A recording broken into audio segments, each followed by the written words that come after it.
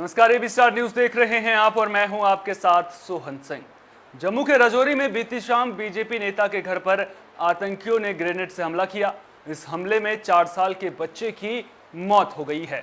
इसके अलावा ब्लास्ट में 4 लोग घायल भी हुए हैं। बीजेपी नेता के घर पर हुए हमले की जिम्मेदारी पीपुल्स एंटी फासिस्ट फ्रंट नाम के संगठन ने ली है।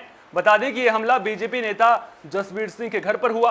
जानकारी के मुताबिक बीजेपी के राजौरी मंडल के प्रधान जसबीर सिंह अपने परिवार के साथ बैठे थे, तभी आतंकियों ने उनको निशाना बनाकर ग्रेनेड से हमला कर दिया था।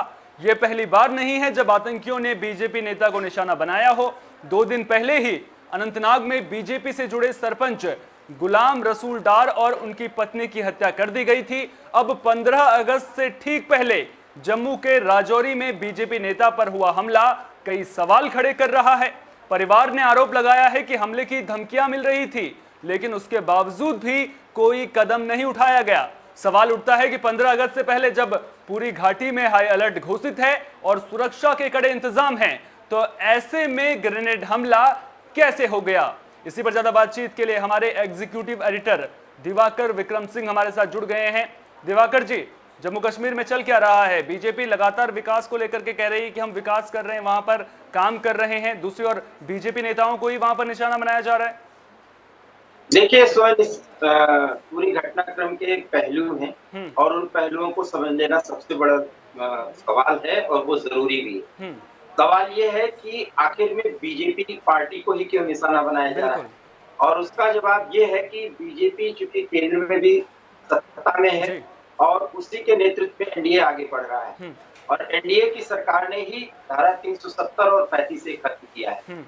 पूरी तरह से कश्मीर में भी, कश्मीर वैली की बात मैं कर रहा हूँ, हालांकि ये घटना तो जम्मू की है, राजौरी की, लेकिन कश्मीर वैली में अनंतनाग में घटना हुई और अब तक 12 बार 12 टाइम्स जो है वो बीजेपी नेताओं या उनके परिवार के सदस्यों को बाकायदा धमकी दे करके या अचानक हमला किया जाता है, जिसमें 4 बार तो ग्रेनेड हमला ही होता है। तो इसके पीछे का राज ये है कि वैली में जो बीजेपी का दायरा बढ़ रहा है और वहां पर राष्ट्रवादी शक्तियां प्रभावी हो रही है, ऐसे में वो फोर्सेस जो नहीं चाहती कि कश्मीर वैली में राष्ट्रवादी शक्तियां प्रभावी हों, इसलिए वो वहां से उस रूट को काटना चाहती हैं जिससे बीजेपी का जुड़ाव हो। और इसके लिए आतंकियों ने 2 तरीके का रास्ता अख्तियार किया है। एक तो जो बीजेपी से जुड़ रहे हैं जो संगठन, उनके लोगों को निशाना बनाना, और दूसरा पार्टी के वो सॉफ्ट टारगेट जो अपने सुरक्षा का इतना इंतजाम नहीं कर पाते, उन पर हमले कर देना। इन दोनों के पीछे एक ही उद्देश्य है कि राष्ट्रवादी शक्तियों को इतना डरा धमका दिया जाए कि घाटी में वो इतने प्रभावी न हो पाए। अगर वो प्रभावशाली होंगे तो जम्मू कश्मीर में जम्मू रीजन क्योंकि अलग हो चुका है, जम्मू रीजन को एक तरह से अलग तरीके से देखा जा रहा है। लद्दाख पूरी तरह से एक हिल काउंसिल बन चुका है, वो केंद्र के अधीन है। तो ऐसे में दहशत का ये माहौल पूरी तरह से कश्मीर घाटी में भाजपा के पांव ज्यादा न पसर पाए, उनका जो दायरा है वो आम लोगों में न बढ़ पाए, इसके लिए ये सारी रणनीति अपनाई गई है। इसके पीछे सिर्फ वहां के स्थानीय आतंकवादियों या पाक परस्त आतंकियों का ही नहीं, बल्कि पाकिस्तान का निर्देश है।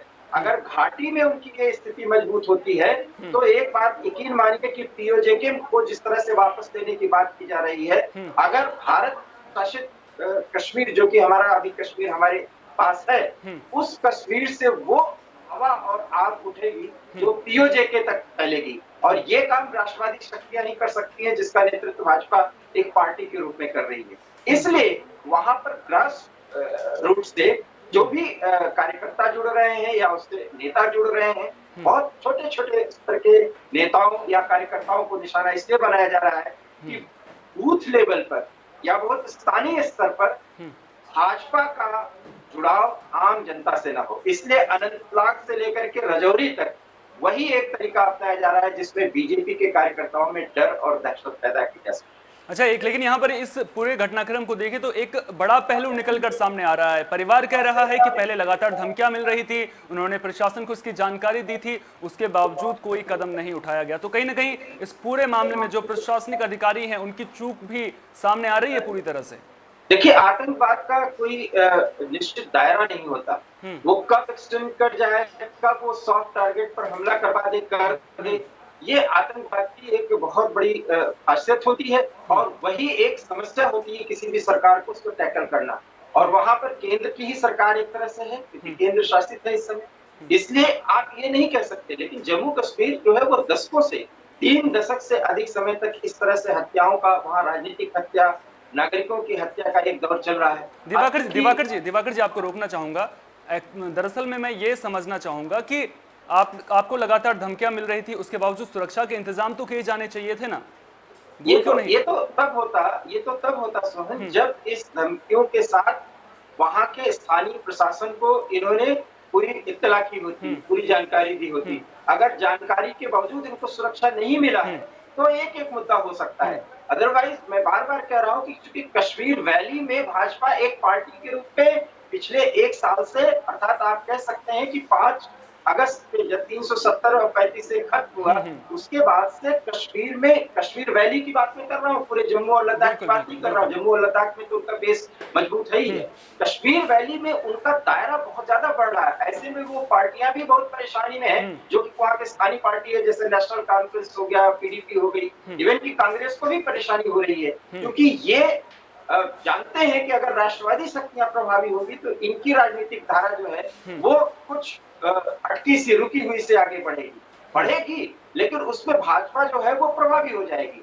ऐसे में ग्रास रूट लेवल पर जितने कार्यकर्ताओं की या नेताओं की सुरक्षा की बात हो सकती है वो की जानी चाहिए और इसको केंद्र से भी निर्देश मिलना चाहिए। साथ ही साथ वहां की स्थानीय इकाई को भी ये तय किया जाना कर लेना चाहिए कि कौन से वो स्थान है जहां पर अगर कोई भाजपा नेता प्रभावी है, वो आतंकियों के निशाने पर है, उसको अगर सॉफ्ट टारगेट बनाया जा सकता है तो उनकी सुरक्षा सुनिश्चित की जाए। अब आप बात कर रहे हैं कि धमकी मिलने के बावजूद भी, तो धमकी मिलने के पहले या धमकी के दौरान इस नेता की तरफ से, इसके परिवार की तरफ से किस तरह की सुरक्षा की बात की गई थी, इसकी कोई आधिकारिक जानकारी और उसकी पुष्टि नहीं हुई है, इसलिए इस पे कमेंट नहीं किया जा सकता। लेकिन जो सूरत हाल है, चूंकि 12-13 भाजपा नेताओं को इस तरह से या उनके परिवार को सॉफ्ट टारगेट बनाया गया है, अब जरूरत आन ये पड़ी है कि भाजपा के नेताओं को और इस तरह के तमाम अन्य पार्टी के नेताओं को, जो राष्ट्रवादी शक्तियां हैं, और कार्यकर्ताओं को भी सुरक्षा दी जाए, जो कि एक कठिन और दुरूह कार्य भी है। अच्छा, चलिए, आप कह रहे हैं कि परिवार ने शिकायत की थी या नहीं, उन्होंने प्रशासन को जानकारी दी थी या नहीं, यह अभी साफ नहीं हो पाया, इसलिए इस पर कमेंट नहीं कर सकते हैं। दूसरी तरफ स्वतंत्रता दिवस तो नजदीक है ना, उसको लेकर के तो अलर्ट है, सुरक्षा कड़ी है, ऐसे में ग्रेनेड हमला होना ये तो अपने आप में बहुत बड़ी बात है। मैंने बात वही कही ना कि सॉफ्ट टारगेट बनाना बहुत आसान होता है। इतने बाद 15 अगस्त में पूरे देश में एक हाई अलर्ट की स्थिति होती है, बिल्कुल, फिर भी आतंकी कभी न कभी प्रयास करते, वो सफल हो जाते हैं, क्योंकि कश्मीर में अभी भी आतंकवाद पूरी तरह से खत्म नहीं हुआ है। जब अगर आप कश्मीर वैली की बात करें तो नॉर्थ वैली और साउथ वैली में अनंतनाग में उन्होंने सॉफ्ट टारगेट किया। हालांकि अनंतनाग में आतंकियों के खिलाफ बड़ी कार्रवाई अब तक हुई है, लेकिन चूंकि जम्मू और रीजन को उन्होंने टारगेट बनाया, इसलिए आतंकी ये दिखाना चाहते हैं कि वो सिर्फ कश्मीर वैली में ही नहीं बल्कि जम्मू और लद्दाख में भी अगर भाजपा का कोई नेता है, राष्ट्रवादी कोई ताकतें हैं, तो उनको निशाना बना सकते हैं। और ये सिर्फ और सिर्फ पाकिस्तान के इशारे पे किया जा रहा है, क्योंकि पाकिस्तान को मालूम है कि अगर राष्ट्रवादी शक्तियां कश्मीर वैली में प्रभावी होंगी तो आने वाले समय में कश्मीर में, जो कश्मीर भारत का है, वो तो भारत के साथ मजबूती से जुड़ेगा ही जुड़ेगा। उस कश्मीर पर जिसपे पाकिस्तान का कब्जा है, वहां पर एक पाकिस्तान विरोधी माहौल बहुत तगड़े से बन जाएगा। लेकिन आतंकियों को तो रोकना तो होगा ना, और भारत जो बीजेपी सरकार है वो लगातार अच्छा काम भी कर रही है। अगर सरकार की मैं बात करूं तो जिस तरह से मिशन ऑल आउट चलाया गया है जम्मू कश्मीर में, जिस तरह से वहां पर आतंकी ढेर हो रहे हैं, तो साफ तौर पर कहीं ना कहीं ये झुंझलाहट भी कह सकते हैं इसे आतंकियों की, जिस तरह से एक के बाद उनके बड़े बड़े कमांडर ढेर हो रहे हैं वहां पर, तो कहीं ना कहीं बदले की कार्रवाई करने की कोशिश की जा रही है आतंकवादियों के द्वारा। निश्चित रूप से सोहन, अगर आपको याद हो, शायद आप उस समय उतने नहीं समझ रहे होंगे उस मुद्दे को, जब पंजाब में आतंकवाद का दौर चला था, तो पंजाब में जो खालिस्तानी आतंकी थे, वो दौर था जिसमें वो सॉफ्ट टारगेट ढूंढा करते थे। कभी कभी बड़े नेता की या बड़े कार्यकर्ता की हत्या से ज्यादा एक छोटे कार्यकर्ता की हत्या से दहशत और आतंकियों की धौस ज्यादा कायम होती है। कुछ ऐसी ही रणनीति इस समय कश्मीर वैली में अपनाई जा रही है। कोई बड़े नेता को टारगेट नहीं करते, वो उस जगह पर टारगेट करते हैं जहां पर उस व्यक्ति के द्वारा ग्रास रूट पर या स्थानीय स्तर पर भाजपा या वो भी कोई भी पार्टी उसका दायरा बढ़ रहा होता है। आतंकी या अलगाववादी ताकतें नहीं चाहती कि कश्मीर वैली में भाजपा और या राष्ट्रवादी शक्तियों की ताकत बढ़े, और इसीलिए ऐसा किया जाएगा। इसलिए क्योंकि पंजाब में इतनी कोशिशों के बावजूद, हालांकि वहां पर आतंकवाद का सफाया किया जा चुका, लेकिन बहुत से लोगों को अपनी जान गंवानी पड़ी थी, जिसमें कई ऐसे पार्टियों के नेता कार्यकर्ता भी वहां पे मारे गए थे। कुछ ऐसी स्थिति 370 या 35 से खत्म होने के बाद अब कश्मीर वैली या जम्मू रीजन के कुछ इलाकों में देखी जा रही है, जहां आगे आने वाले समय में इस तरह की और घटनाएं हो सकती हैं। लेकिन सबको एक साथ इतने बड़े सुरक्षा का जो दायरा है उसको नहीं पूरा किया जा सकता। जरूरत इस बात की है कि उसको मैक्सिमम किस तरह से उनको हाई प्रोटेक्शन दायरे में रखा जाए, एक तो ये तय किया जाए। दूसरा, उन नेताओं को भी अब एहतियात बरतने की जरूरत है और ज्यादातर उनके अपने परिवार की सुरक्षा को सुनिश्चित करने की जरूरत है, जो फिलहाल राष्ट्रवाद के लिए, अपनी पार्टी के लिए इस तरह की लड़ाई लड़ रहे हैं, जिससे सीधे सीधे आतंकियों को चुनौती मिल रही है। बहुत बहुत शुक्रिया दिवाकर जी तमाम जानकारी को हम तक साझा करने के लिए। ये थे हमारे एग्जीक्यूटिव एडिटर जो पूरी खबर पर हमें जानकारी दे रहे थे। तो यहाँ पर बड़ा सवाल लगातार ये बना हुआ है कि आखिर जम्मू में बीजेपी नेताओं पर हमले कब तक होते रहेंगे।